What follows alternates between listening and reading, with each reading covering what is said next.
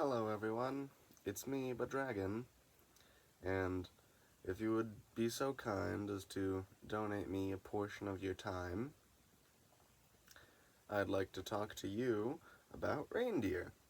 You know, the animals that Santa Claus supposedly uses to fly his sleigh through the skies as he delivers presents to the children of the world. Alright, listen.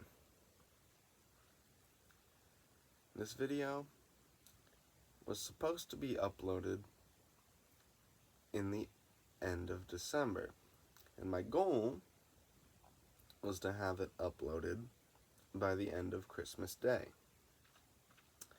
But sickness and technical difficulties prevented me from achieving that goal, and so we are all unfortunately stuck with this video getting uploaded at the beginning of January instead of the end of December. I'm sorry, Santa. This is just how your cookies crumbled. And if I could change it, I would, but I can't, because I don't have the ability to rewind time. Anyway, let's talk about some reindeer. Now, you might know reindeer by another name, caribou. Reindeer and caribou are pretty much just two different words that are used to describe the same type of animal. However, the context in which each of the two words is primarily used is a bit different. In the old world, minus Africa, because these animals do not live in Africa, they pretty much only use the word reindeer and nothing else. But in North America, they use the word caribou to describe wild and not domesticated specimens of the species. And the word reindeer is usually used to refer to the opposite, members of the species that have been somewhat domesticated and tamed. For the purposes of this video, though, I'm just going to be referring to these animals as reindeer from here on out. Reindeer are a very culturally significant species, and not just because of their connection to Santa Claus or the LED strawberry schnoz that Rudolph is supposed to have. No. The reindeer species has been used by the people who live in the northern regions of the world to help with their own survival for like tens of thousands of years. They've been used by humans for a very long time. You know, reindeer hide has been used to make clothes, their antlers have been used to make tools, reindeer meat and milk has been used as a source of sustenance, and apparently there was even a point where people would put reindeer blood into their alcoholic beverages. But that last thing is quite possibly untrue, and if that is something people ever did, they don't do it anymore. But the point is, reindeer have been very important to people throughout history. Nomadic tribes would historically follow reindeer along their migration routes due to their reliance upon the animals for survival. Speaking of reindeer migration, some herds of reindeer, specifically those that can be found in North America, travel vast distances, up to like 3,000 miles, which is that's a lot of miles. I think 3,000 is a relatively big number, and yeah, that's a pretty big distance. Reindeer migration is also seasonal. In the winter, they are found in their winter feeding grounds, and then in the spring, they travel to their spring calving grounds, where they give birth to their young. And then, for the summer, they go to range in the tundra areas, which are much more marsh-like in the summer, when they're not enshrouded in a bunch of snow. Another thing for the reindeer that changes along with the seasons is their antlers. Male reindeer will begin to develop their antlers in March or April, and female reindeer will typically begin to develop their antlers in May or June.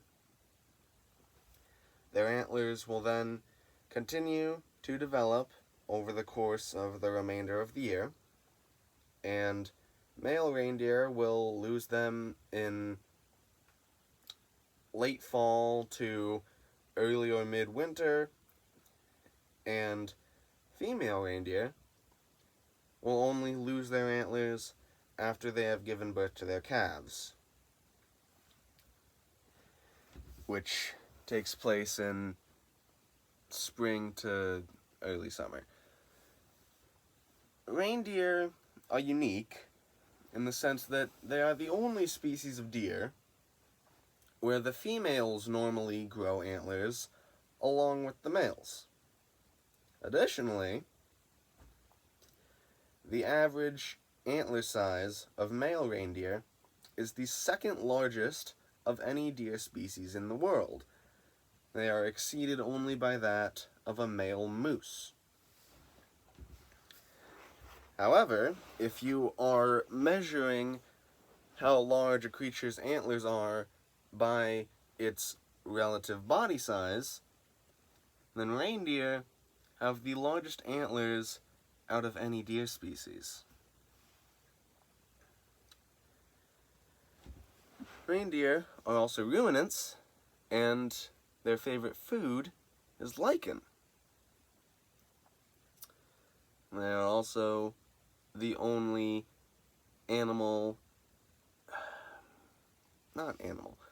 the only large mammal that is able to consume lichen,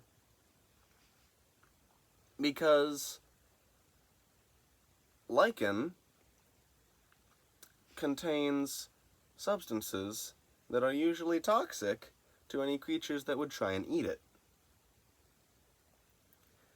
However, reindeer are able to consume lichen because a reindeer's rumen contains a special bacterium that is able to take those toxic substances in lichen, detoxify them, decompose them, and use them as a source of energy.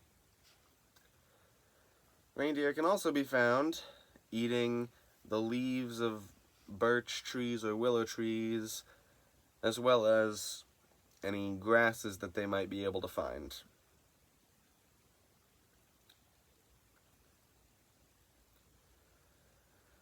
The way that reindeer maintain their body temperature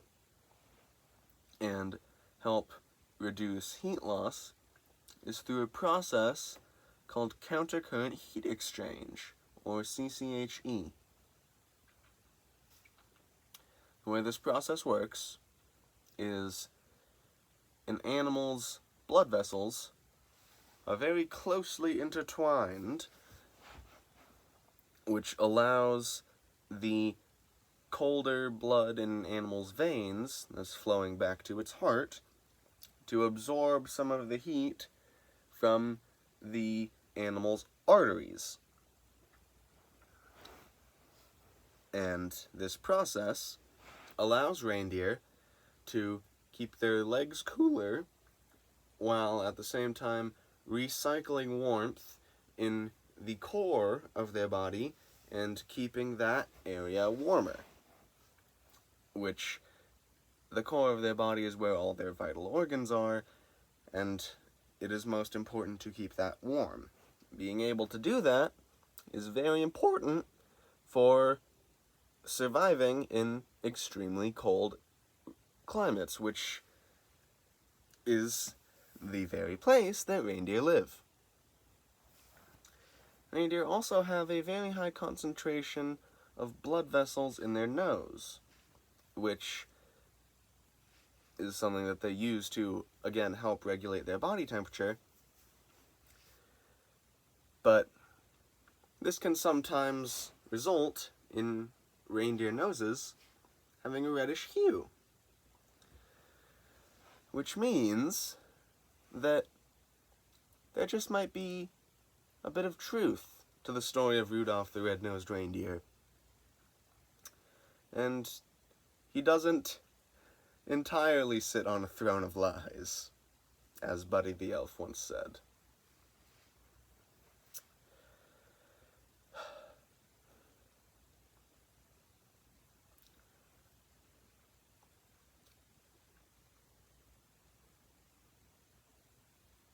Anyway,